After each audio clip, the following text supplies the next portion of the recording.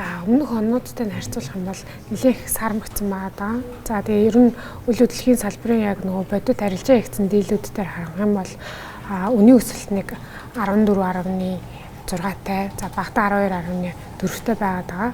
Тэгтээ инфляц маань ихний улирлаар гарсан тоогоор нэг 9.6-тай ах шигсэн шүү дээ. Тэгэхээр нэг бодит өсөлт нь 2.4 байгаад байгаа хгүй. Тэгэхээр нэг тийм бас өмнөх дунд хугацаагаа харуул огцом амар өсөлттэй биш. Гэхдээ уг нь бол салбарын нөгөө идэвхжил нь бол эхний улирлын сүүл хагасаас эхсүүлээд яг 2 дугаар улирал дээр бол яг нөгөө үйл хөдлөх хөрөнгөний яг сизон байдаг. Тэгэхээр бас 2 дугаар улирал дээр идэвхжил ер нь явах нүггүй юу бас анзаарч байна. Гэтэ яг ер нь л харахаар яг нөгөө зорилтод байршил дээр сегмент дээр хүрсэн за цаанаа нөгөө борлуулалт дэмжсэн зэлийн бүтээгдэхүүн ч гэдэм үү те төлбөрийн нөхцөл нь тодорхой байгаа одоо төсөллүүд ч гэдэм үү орон сууцны хувьд бол борлуулалт бол нэгдээ идэвхтэй яваад байна. Тэгээд шинэ төслүүдийн хувьд бол нийлүүлэлт нэлээх сармагцсан байж байна. Одоо жишээлбэл Сүхбаатар Чингэлтэй дүүргэд дээр бол шинэ төслүүд байхгүй. Гэхдээ нөгөө төвчрэл нэгтэрчлээ бодонгууд тухайн одоо нөгөө эрэлтэн байгаад байдаг.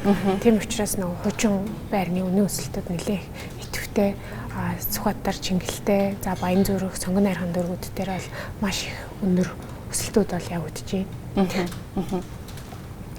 Улаанбаатар хотын одоо орон сууцны үнийн өсөлтгээд ярихаар нэг хэсэг бол яалтчгүй нөгөө ипотекийн зээлийн одоо хүртээмж бол шууд нөлөөлж исэн.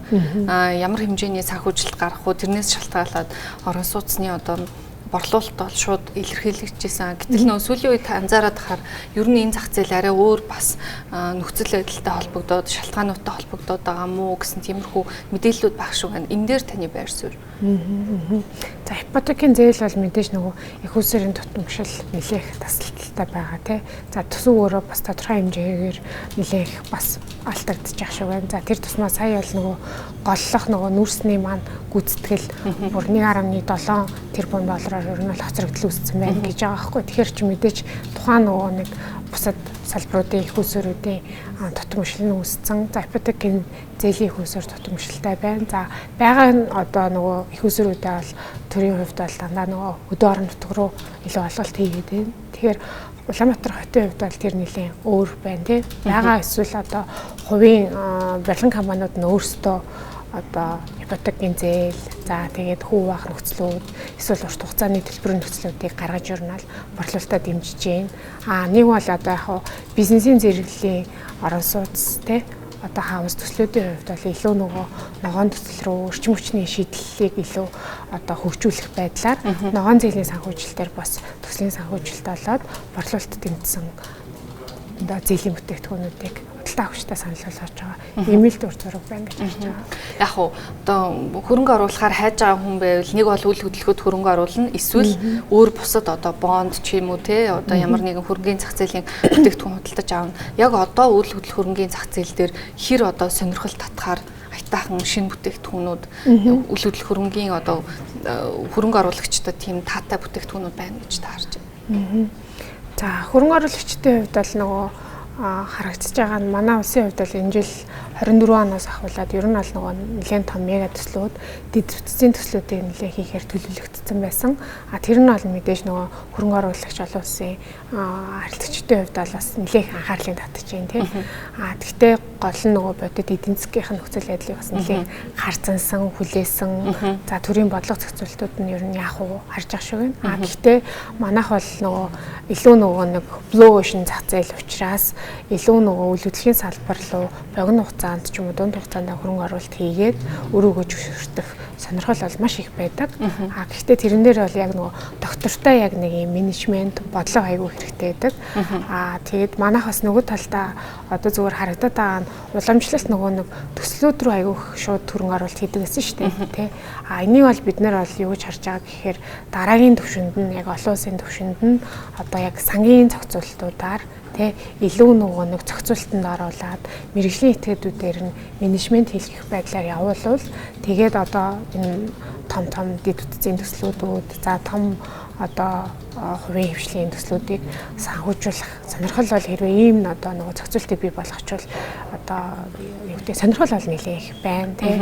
Тэгтээ гол нь тэр юмыг нь одоо төрийн байгууллагуудын хувьд маш их хурдтайгаар хийхгүй бол манайх ч нөгөө уламжлалт яг л нөгөө нэг бол хувьцаа, нэг бол тэгэл төсөл рүү хөрөнгө оруулалт байдлаар хийдэг учраас хөрөнгө оруулагчийн хувьд бол тэр бол нөгөө эрсдэлтэй. Яг нөгөө нэг баталгаа болж чаддаггүй. Тийм. Тэгэхээр бол илүү сангийн зохицуулалт руу оруулах, за илүү одоо бусад илүү одоо санхүүгийнх нь яг албан ёсны төлбөрийн хөрөнгө оруулалтын хэрэгсэл рүү илүү хөрвүүлэх шаардлага байна уу? Тэр төрлийн бүтээгдэхүүн үйлчилгээнүүд манайх бас дотоодын зах зээл дээр нэлээд бий болох хэрэгтэй байгаа юм л гэж хараад байгаа.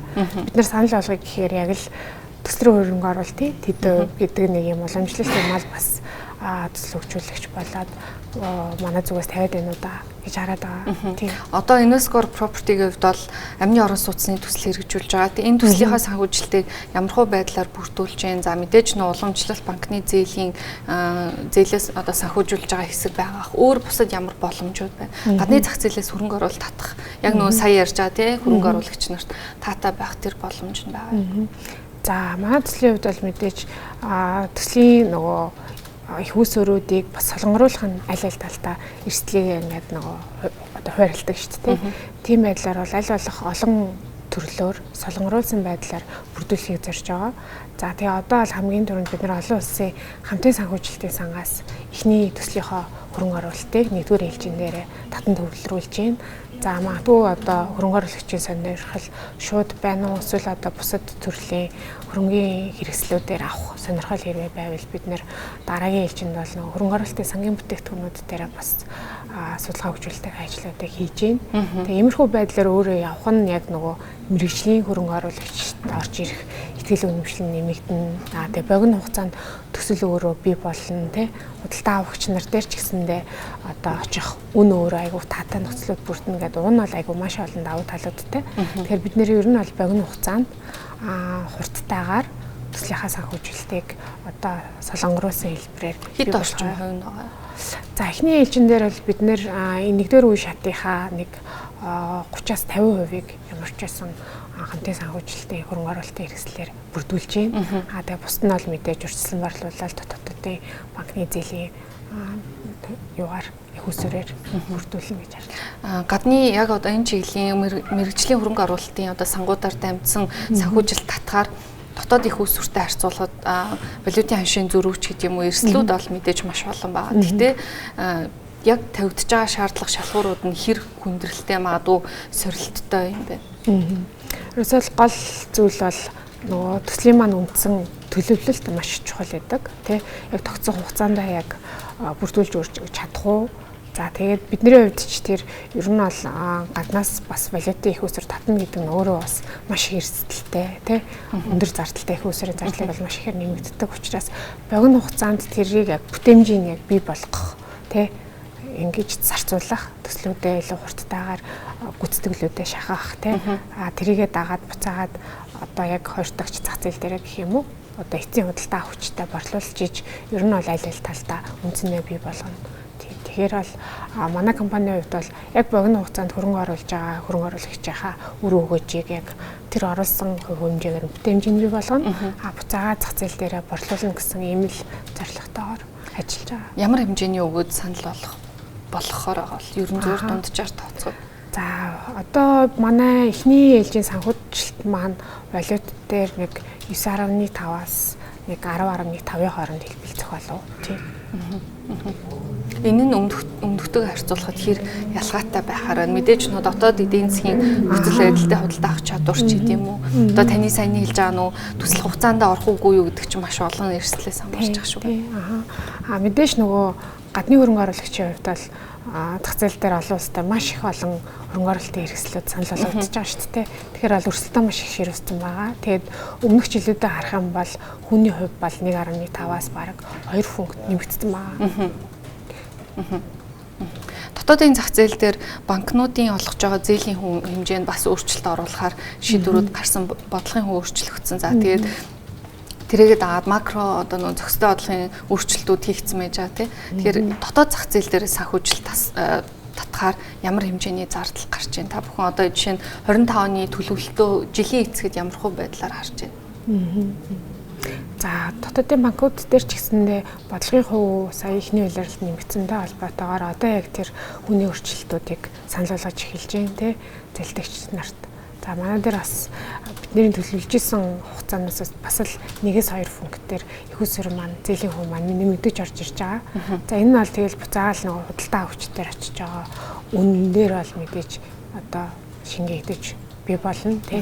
Тэгэхээр бол бид нэр аль болох бас төслийнхөө борлуулалтыг одоо яг төслийнхөө үе шүттэй зэрэгцүүлээд эхлүүлээд байгаа нь нөгөө талдаа судалдаа өгчдөр аль болох бага тий одоо үний дарамттай гэдэг юм уу тий ийм нөхцлүүдийг бас урьдчилсан байдлаар санал болгоод байгаа. Тэгжиж аль талдаа бас өргөгөөчтэй үн цэнэ бий болгоно. Худалдаа өгчийн хувьд бол арай бага үнийн дүнгээр худалдаж авах боломжууд. За тэгээд нөгөө талдаа аль болох нөгөө төлбөр төлөх хугацааг бас аль болох хурцсах шийдэл хийгээд байгаа. Ийм шийдэл байгаа.